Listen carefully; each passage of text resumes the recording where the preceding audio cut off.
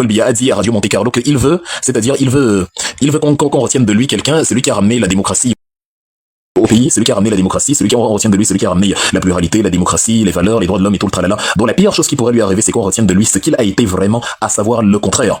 Donc oui, on ne va pas toucher à son intégrité physique, mais sa biographie historique le condamnera. C'est l'histoire qui va s'occuper de lui. Les enfants, nos enfants, les générations futures apprendront qui était Paul Biya, le piètre personnage qu'il a été, l'assassin notoire, le cannibale. Nos enfants applaudiront Maurice Kamto d'avoir eu la grandeur de pardonner à cet individu. Chacun de nos enfants dira, moi à la place de Kamto, j'aurais jamais pardonné celui-là. Mais non, on lui aura pardonné. Et il y a pas, on fera l'histoire du pays, la vraie histoire du pays.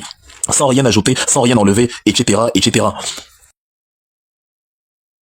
Que souffre. Tu n'y peux rien. Ce que tu dis, personne ne lit, personne n'écrit, personne ne regarde. C'est même moi qui te fais un peu de pub. Si je voulais faire du bien bashing, imagine mon audience. Toi, tu parles, 2-3 personnes vont voir. Moi, si je parle, c'est des centaines de personnes, comme tu peux le voir. Donc, ne joue pas ce jeu. Ne touchez pas à des choses qui vont vous brûler. Si je veux faire du Biya bashing maintenant, on est en train de dire comment on va pardonner à Paul Biya. Toi, tu t'agites à écrire n'importe quoi. Si tu veux vraiment qu'on change de registre et qu'on s'occupe de lui là maintenant, tu vas te suicider si je m'occupe de Paul Biya, de tous les méfaits qu'il a à son actif. Donc calme-toi, respire et réjouis-toi du fait qu'on pardonne à ton président.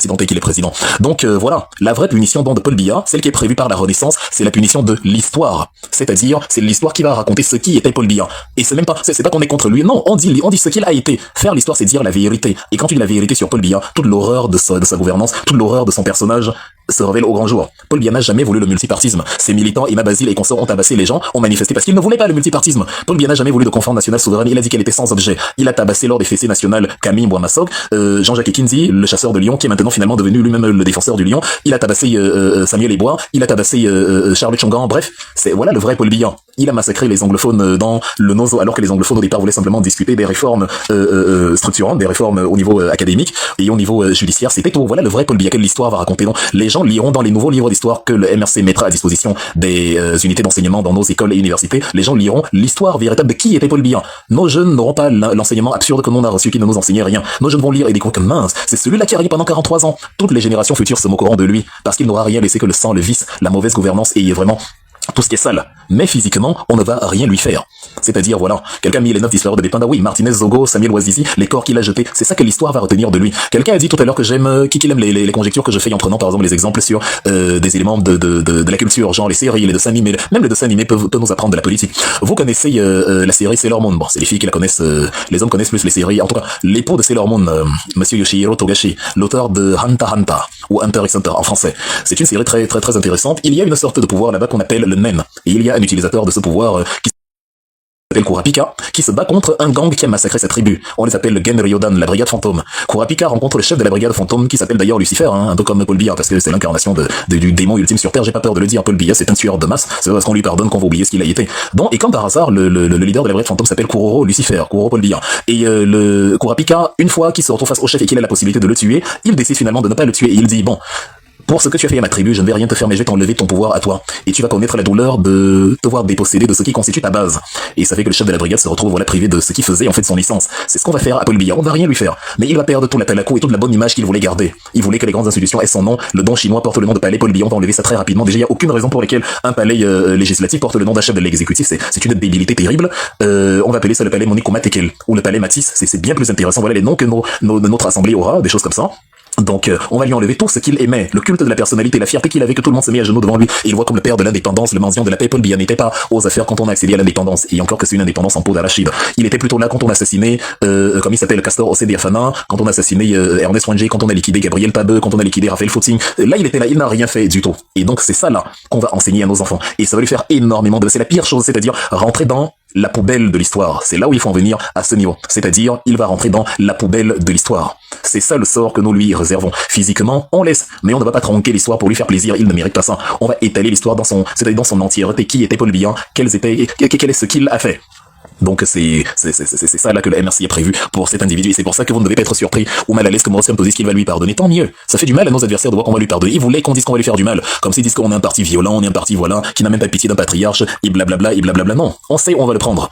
Nos enfants vont constater par eux-mêmes l'horrible individu qu'il a été. C'est la pire des punitions. Kamto va le protéger de la violence physique, mais pas de la vérité historique. Et ce sont notre progéniture, c'est notre progéniture elle-même comment dire, ce sont ses enfants, je veux dire, sa progéniture, ses propres enfants qui, non pas parce qu'ils ont peur d'être assassinés, mais parce que ils ont honte d'avoir un dirigeant comme celui-là qui est dans les poubelles de l'histoire, un peu comme les enfants de Mobutu et d'autres. Ils vont changer leur nom. Brenda va se faire appeler Anastasie Vigoro et Yenga va enlever le billet pour que quand elle va, parce qu'on va pas les envoyer en exil, c'est eux-mêmes qui vont quitter le pays parce qu'elle a honte. Quand elle va aller vivre quelque part au Suriname ou en Moldavie, elle va se faire appeler Brenda Vigoro Anastasie parce que franchement le nom billet sera trop compliqué à porter. Son père, la réputation de son père comme un tueur notoire, un assassin qu'on a simplement pardonné, ça va pas être facile. Voilà la punition réservée à Paul Biya, c'est tout. Et c'est une punition automatique, c'est même pas que la MRC décide, non. C'est juste que quand tu veux rétablir l'histoire du Cameroun, sans rien cacher, bah tu es obligé d'inclure toutes les atrocités de Paul Biya. Et ça fait que bah, de manière automatique, les générations futures découvrent qui était Paul Biya, tout simplement.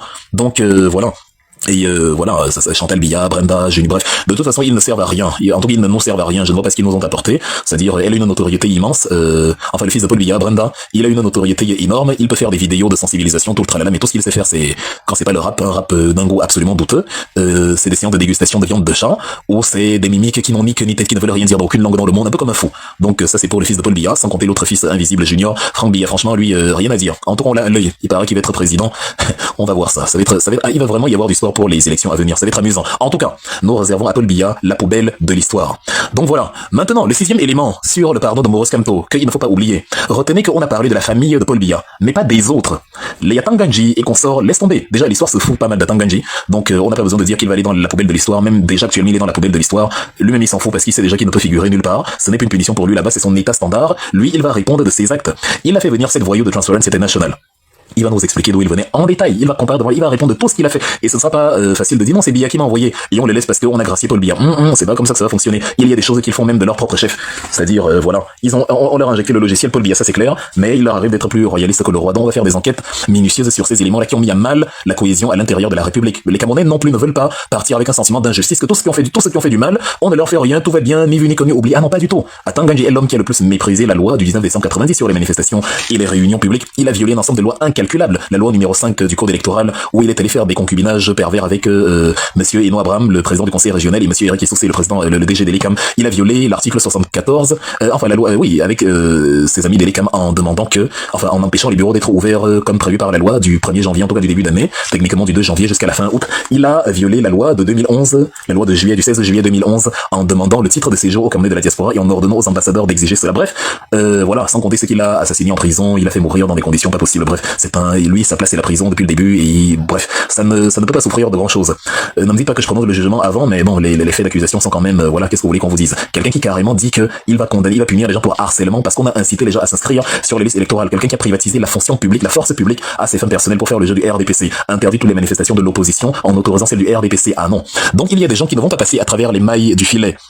Donc voilà, Blaise, ne dis ça pas les gens. Tu m'as pas vu au meeting et alors on va pas muter tes commentaires, tu vas te calmer parce que c'est-à-dire, à défaut d'être inutile, faut pas être nuisible. Laisse les gens écouter la conférence. Donc voilà, l'histoire, voilà, c'est-à-dire, on n'est pas en train de dire qu'on va laisser tous les détourneurs de fonds, tous les violeurs, les pédophiles, non, pas du tout. Aucun Benninga va sortir de prison après avoir assassiné Martinez. Ça, c'est des choses qu'il faut gentiment oublier. Donc, rassurez-vous.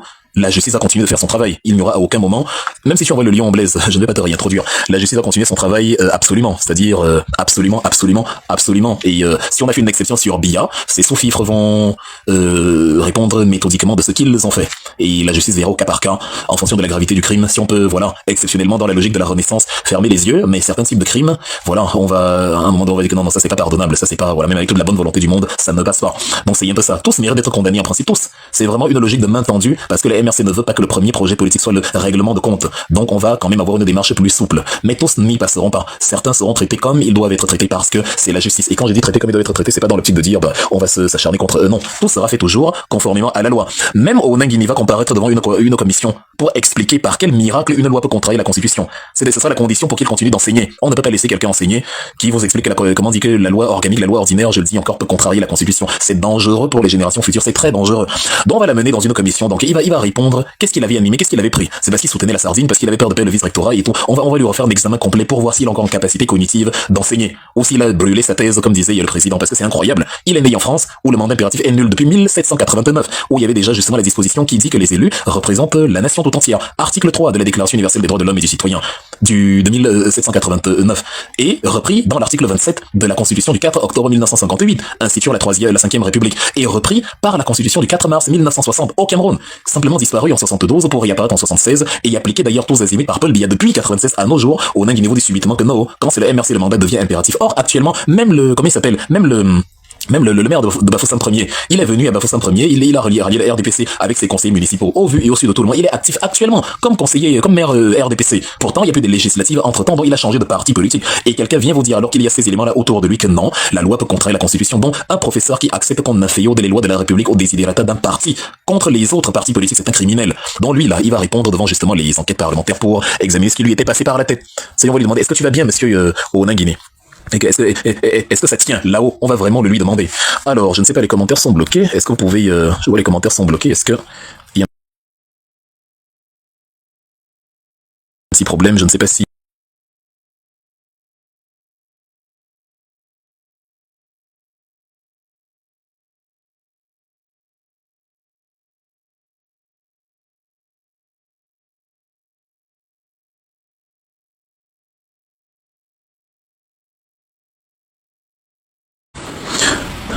Alors, il y a eu un petit... j'espère que vous m'écoutez. Il y a eu une petite interruption. Il y a eu un petit souci au niveau du live. J'espère que vous m'écoutez. C'est parce que vous dormez. Vous dormez tellement que c'est Blaise qui m'a envoyé les roses pour que le live continue. Lui qui est biaïste. C'est pas possible. C'est pour ça. Je ne sais pas si c'est un bug, si c'est une tentative de sabotage. I don't know. Mais ça a généré une sorte de pause qui nous a coupé pendant quelques secondes. En tout cas, ça a repris. Donc, on va continuer notre analyse. Donc voilà, je disais qu'Onanguini va comparaître devant les autorités parce que il doit nous expliquer ce qui lui est arrivé. Est-ce que c'est la sardine? Est-ce qu'il a gardé sa jugeote et que c'est son, comment dire, est-ce qu'il a gardé sa jugeote et que c'est simplement son amour pour la sardine et son envie de manger aussi un peu qui l'a fait adhérer à des théories sans que ni peut-être que même les étudiants de la première année comprennent. Bon, enfin, c'est-à-dire tout le monde va y passer, parce que voilà, ça c'est le 6e élément à retenir sur la décision d'amnistie de Maurice Kamto. Numéro 7. Si la justice découvre que la famille Biya, malgré la grâce présidentielle par exemple, a caché des documents, des informations, ou a continué d'utiliser des éléments de l'ancienne présidente, des avantages de leurs anciennes fonctions alors qu'ils n'avaient plus le droit et qu'ils devaient tout restituer, je sais pas, des signatures, des petits avantages administratifs et tout ça, non. Si ils ont été graciés, il n'y a pas de problème. Mais si après la grâce présidentielle et après qu'on leur a demandé si vous avez tout restitué, on se rend compte que non, ils ont voulu jouer au plus malin, là la grâce qui n'intervient qu'une seule fois ne sera plus activée. Là vous allez répondre devant la justice, là il n'y a rien à faire. C'est-à-dire c'est tout. La seule chose qui va échapper, qui va permettre à bien d'échapper à la justice, c'est s'il plaide la folie, comme Amogo Belinga voulait plaider la folie, ou Dagobert Moif aussi plaider la folie. Vous savez, les malfrats quand on les arrête, ils disent toujours qu'ils sont devenus fous. Pour qu'on ne les juge pas, mais la folie est examinée par une expertise médicale neutre. Si cela est avéré, ok tu es fou, il n'y a pas de problème, on te met dans un asile. Mais si tu es en possession de tes moyens, non, on va s'occuper de toi. Donc si la asile. Mais si tu es en possession de tes moyens, non, on va s'occuper de toi. Donc si la famille est bien, continue de jouer au plus malin en sécurisant des éléments qui doivent revenir au nouveau pouvoir et en usant toujours de certaines prérogatives, de certains avantages de leurs anciennes fonctions. Là, c'est de la haute trahison. Là, c'est du faux et usage de faux. Là, c'est un crime, un délit devant la justice. Et là, il n'y a plus de pardon, il n'y a plus d'amnistie. Maurice Kamto n'a jamais dit la famille Biya est amnistiée pour tous les délits qu'ils vont commettre postérieurement. Ah, pas du tout. Donc celui qui fait n'importe quoi, bah il va se retrouver devant les tribunaux comme il est de rigueur, comme le prévoient les textes légaux. Donc voilà.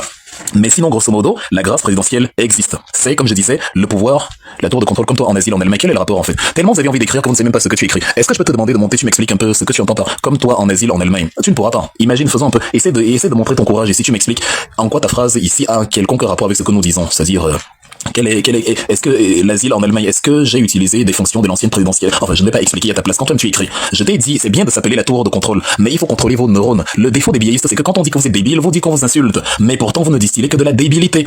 Tu n'es pas obligé d'écrire. Chaque fois que tu tapes un commentaire, dis-toi que mais je suis pas obligé finalement. Pourquoi je ressens le besoin de taper un truc dont le seul avantage sera de montrer que je suis un crétin notoire? Parfois, tais-toi et écoute. Tu n'es pas obligé de parler tout le temps. Il y a quelqu'un qui parle, qui te dit des choses qui peuvent t'enrichir. Tais-toi et écoute. Tu ne vas pas mourir si tu ne commandes pas. C'est ça qui fait qu'après on dit vous êtes des débiles profonds. C'est vous-même qui nous fournissez les ingrédients. Et le pire c'est que ça vous énerve. Arrête d'insulter, non, on constate.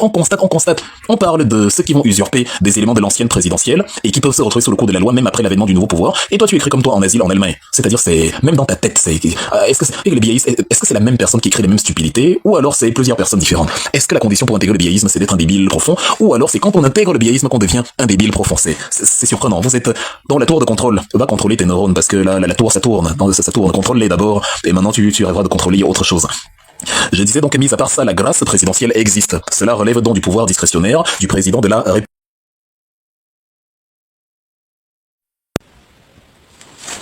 Donc, comment dire, la grâce n'est pas pour les gentils. Comment dire, la signification même de la grâce, c'est que ce sont les méchants qui en bénéficient. C'est pour pardonner aux criminels. C'est-à-dire souvent parce que le président va apporter un message de paix, parce qu'il veut résoudre la crise autrement que par la guerre, parce qu'il veut tourner la page. Même, souvenez-vous, en 1981, Mehmet Ali Aksa avait tenté d'assassiner le pape Jean-Paul II.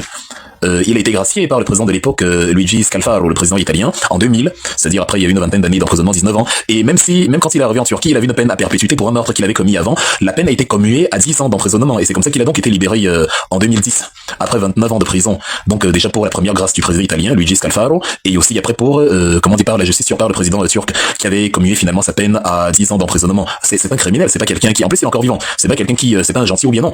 Mais on peut décider de gracier quelqu'un pour tourner la page. Jean-Paul II lui avait dit, je t'ai pardonné, je ne t'en veux pas. Jean-Paul II a décidé, Jean-Paul II pouvait fermer les yeux et se dire, bon, c'est quelqu'un qui essaie de tuer le pape quand même, donc je vais laisser la justice italienne travailler. Mais comme Jean-Paul II est allé lui rendre visite 2 ans après sa tentative d'assassinat, il est allé lui rendre visite tant et si bien qu'à Ali Aksa, c'est, comment dit ça en musulman, là, il est sorti de la religion musulmane et il a intégré le catholicisme, devenu un fervent pratiquant. Peut-être que Jean-Paul II cherchait cet objectif-là, un message d'amour, un message d'apaisement pour montrer à Ali Aksa que voilà, il n'y a pas que la haine dans la vie et la haine n'est même pas la plus forte des armes. Moi, avec mon amour, j'arrive à te dompter. La preuve, il a totalement changé sa vie, c'est totalement quelqu'un d'autre. Donc ça peut exister la grâce. Ce n'est pas que, enfin ça existe. Ce n'est pas que tu as bien fait, tu mérites les popcorn et un Coca-Cola. Non, non, non, non, non, c'est que tu es méchant, tu es un animal, tu es un assassin, tu es un cannibale, mais je décide de te protéger, tout simplement. Et c'est ça la solution Jean-Paul II. Donc ça arrive. Les gens qui nous traitent de violents sont donc maintenant surpris que non, on pardonne. Qu'est-ce que vous allez dire maintenant, cher biaïste? Chaque fois qu'un biaïste vous dit la MRC est un parti violent, dites-lui que la MRC a pardonné Paul Biya. A pardonné à Paul Biya. Où vous vouliez, alors que si la MRC était violent, mais on allait déjà programmer que quand on sera au pouvoir, Paul Biya, voilà, on allait enflammer les Camerounais en leur disant, bah, dépêchons-nous de gagner les élections parce qu'on va en découdre avec Paul Biya. Or, Maurice Kamto, tout en sachant que vous vouliez en découdre avec Paul Biya, a quand même décidé que non. Même si vous n'êtes pas d'accord, moi je vais m'occuper de lui. Alors, Footing me dit qu'on est attendu à 21h. À 21h où, chef? Je suis 21h où? Est-ce que tu peux me l'écrire soit sur WhatsApp, puisque j'ai un deuxième appareil, je peux lire, à 21h où exactement? Si c'est pour une autre conférence à 7h6, ça risque d'être compliqué parce que elle ne pourra pas se finir avant 21h, c'est dans 1 heure, donc voilà. L'ODS, bon j'ai déjà répondu pour l'ODS, c'est un nom d'événement, ignorez-les, c'est tout. Donc voilà. Alors, qu'est-ce que je dis? Alors Footing, j'attends son message, j'attends qu'il me dise ce qu'il voulait me dire. Soit par message, soit par...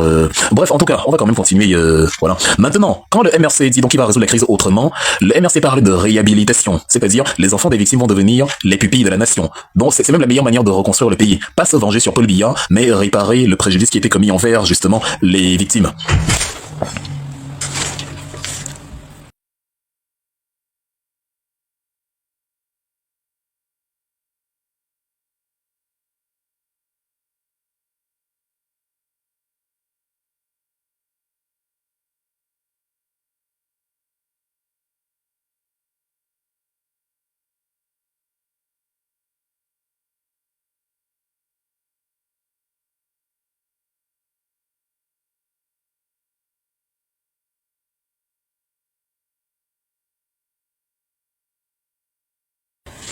Ok, mesdames et messieurs, pardon, parce que j'ai eu un petit message de Footing que je devais lire. Nous allons continuer, voilà. Donc je disais que c'est un paradigme de réhabilitation. Les gens qui ont dormi à la belle étoile dans le Nozo, les gens qui ont souffert de l'injustice au Paul Biya, qui n'avaient pas de couveuse, qui n'avaient pas de carte d'identité, qui n'avaient pas de route, ils n'ont pas besoin qu'on tue Paul Biya pour être heureux. Ils ont besoin qu'on leur construise des routes, qu'on prenne les enfants des soldats morts au combat, qu'on fasse protéger des pupilles de la nation, qu'on les encadre. C'est de ça qu'il est question. Et c'est ce que le MRC a prévu, qu'on crée des maisons de souvenirs, comme c'est écrit dans notre programme politique pour toutes les victimes de la guerre du Nozo, toutes les victimes de la contestation politique de Samuel Ouazizi, les Rodrigue Ndagueo, la femme de Pascal Zamboué, et consorts, voilà tous ces gens qui sont morts parce qu'ils défendaient justement l'idéal camerounais. C'est ça là dont le peuple a besoin pour continuer sa route vers l'avant, plutôt que de regarder en arrière et de confondre le programme politique avec la volonté d'en découdre et la vengeance contre Paul Biya. Donc c'est ça là qui pour nous a beaucoup plus de valeur que un simple règlement de compte envers l'ancien président. Donc voilà, Wangé par exemple, vous vous souvenez que dans la loi du 16 décembre 91, il a juste été réhabilité. Or,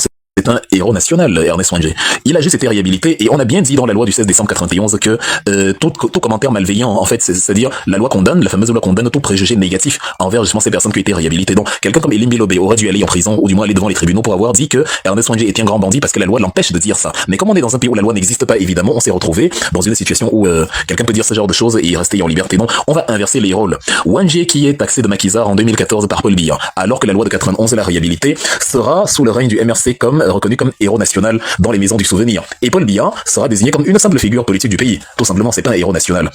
Il ne sera pas, voilà, il sera pas magnifié comme, si vous êtes fan de lui, bon, quand on parlera de lui, vous allez crier ayo payo, mais il ne sera pas magnifié comme un héros, comme père de quoi que ce soit, non. C'était le deuxième président de la République du Cameroun. On va dire ce qu'il a fait, on va dire ce qu'il n'a pas fait, on va dire ses échecs, on va dire ses réussites, on va faire l'histoire comme elle est. C'est-à-dire, s'il n'y a pas de réussite, on mentionnera aucune réussite, on va pas inventer les succès. Le succès même qui nous vient à l'esprit, c'est là où Maurice Kamto se trouvait, l'affaire Kadhafi. Mais sinon, à part ça, il y a encore quel succès? Sous le billard. Tout est plombé, tout est entré en décrépitude. La Camerco, c'est la seule compagnie terrestre au monde où tout le monde vole, sauf ce qui doit voler, à savoir les avions. Vous imaginez que c'est un cataclysme économique et managérial total. Donc voilà, le palais d'Ngwekele deviendra le palais Jacob Fossi, ou le palais, comme j'ai dit, Monique Omatekel, ou le palais Matisse, ou voilà, c'est comme ça qu'on va transformer le pays. Donc, et on va réhabiliter justement ceux qui, sous le régime, ont tout perdu. On va mettre en place un système qui permet aux Camerounais d'avoir plus facilement les pièces d'identité et tout ce dont ils ont besoin à l'état civil et leurs droits élémentaires. Et ça passe par la réorientation des moyens de l'État vers ces chaînes-là. Plutôt que de créer deux ministères qui ont le même nom, et pour faire vivre des gens inutiles comme Grégoire Orna, ministre du Travail et de la Sécurité sexuelle, alors qu'il y a déjà le ministre de l'Emploi et de la Formation professionnelle, ou ministre des Travaux publics, des marchés publics, de l'urbanisme et de l'habitat, de l'industrie, du développement du local, en fait, 50 000 ministères qui font à peu près la même chose. C'est assez drôle de voir tout ça là. Donc à l'époque c'était séparé, ministre de l'économie et des finances, maintenant ministre des finances, ministre de l'économie. Gérer l'économie sans les finances, bon, je ne sais pas, peut-être, mais on peut aussi fusionner ça en un, on peut me laisser en deux, mais il y a d'autres choses qu'on peut fusionner. Ministre des Affaires sociales, ministre de la promotion de la femme et de la famille, on peut en faire le ministre des Affaires sociales, de la femme et de la famille. Voilà, c'est bon. Il y a aucune raison de séparer les affaires sociales qui n'incluent pas la famille, au point de faire deux ministères. C'est pour donner du boulot aux amis, aux trucs des gaspiller comme ça l'argent du contribuable pour que des gens puissent acheter des villas et des Land Rover ou I don't know.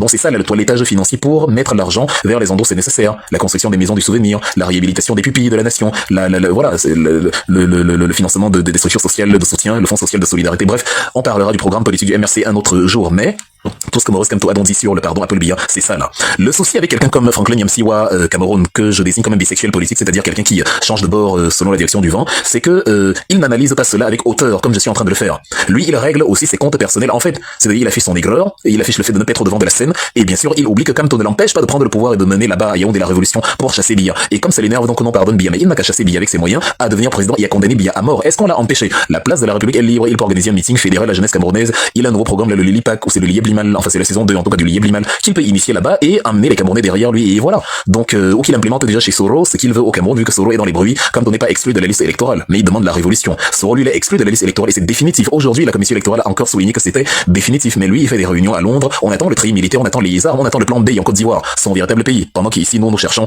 pendant que c'est ici chez nous, au Cameroun, qu'il vient s'exercer au plan B, I don't know, donc, son problème, il est à ce niveau-là. C'est-à-dire, quand Kamto disait déjà en 2018-2020 que je ne vais rien faire à Paul Biya, Franklin Yamsi était son soutien. Nous ne comprenons pas comment le même Kamto dit je ne vais rien faire à Paul Biya et le même Yamsi commence à l'insulter, le critiquer et tout. C'est ça, le bisexuel politique. Quand on dit qu'il est un bisexuel politique, il s'énerve.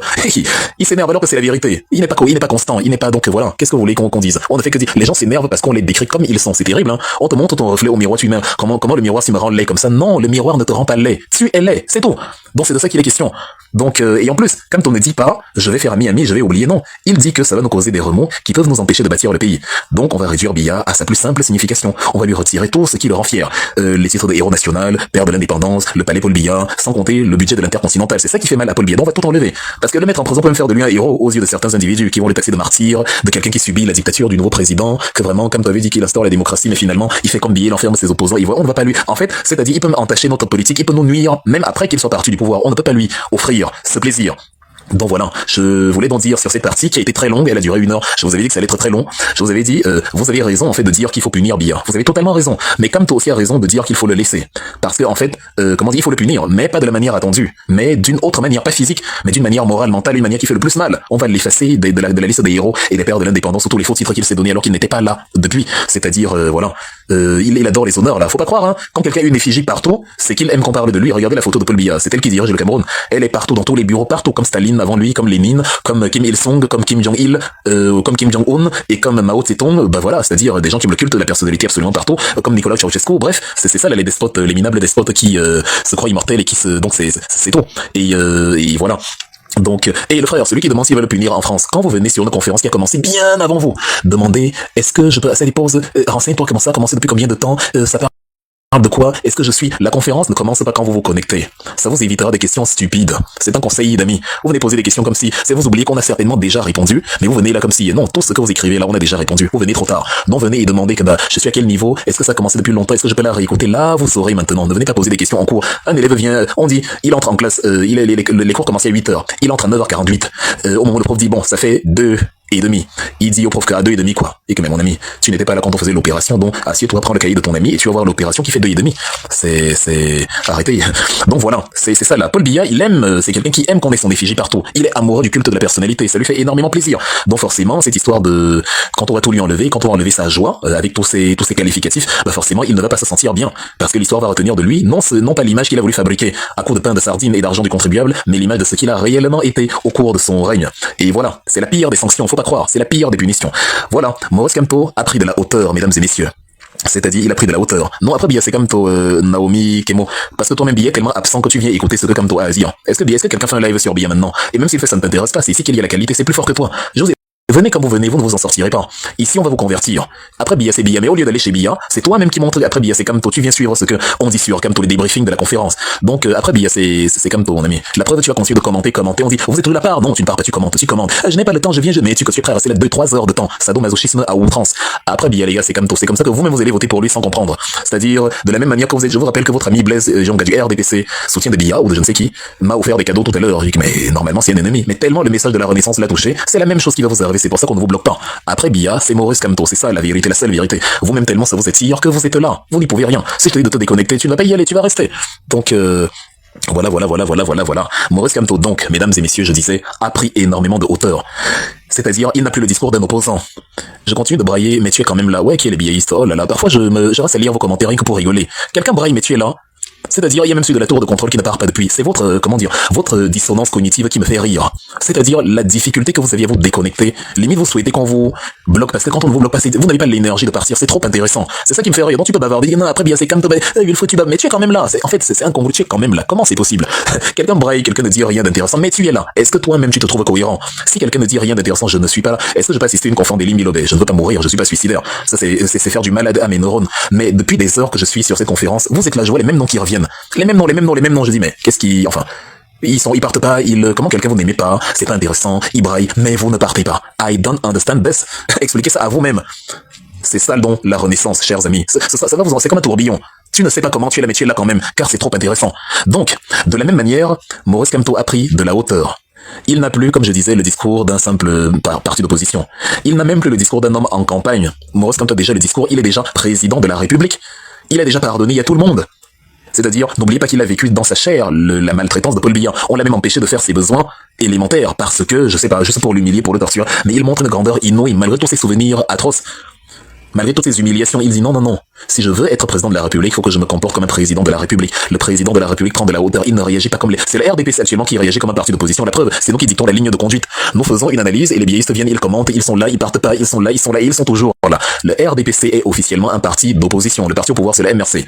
C'est eux qui nous courent. Après, c'est pas l'inverse. On fait notre meeting, ils font 500 000 communiqués. Ils ont fait leur meeting à Maroon, on a rigolé, et même n'en ont pas parlé tellement c'était inintéressant. Mais le meeting de Paris devient le meeting principal. Je parle depuis 15h30, depuis 5 heures de temps, il y a toujours 550 personnes connectées. Or, je n'ai fait monter personne. Je parle tout seul.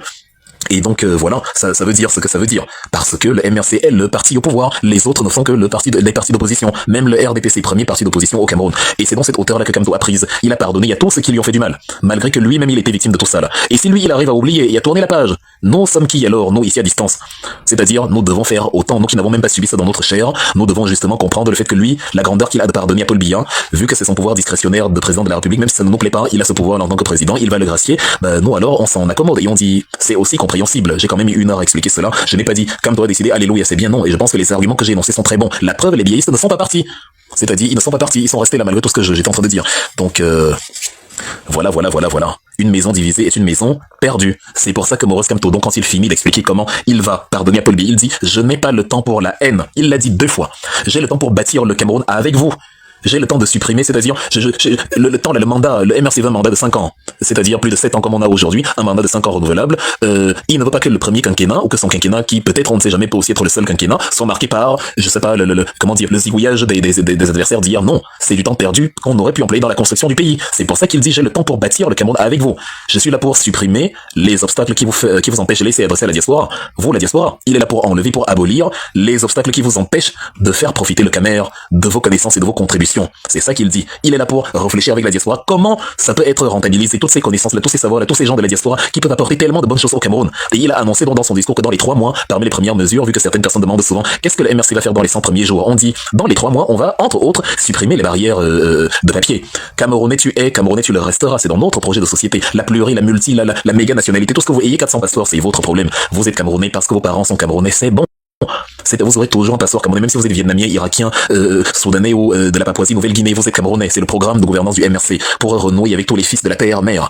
Ce qu'on a chassé, parce qu'ils ne disent pas Ayop Ayop, pendant que d'autres disent Ayop Ayop et profitent de la double nationalité. Joseph-Antoine Bell, Samuel Eto'o, Jean de Dieu Momo, Nian Jifenji et Paul Biya lui-même. C'est inacceptable. Dont le MRC n'a pas le temps pour zigouiller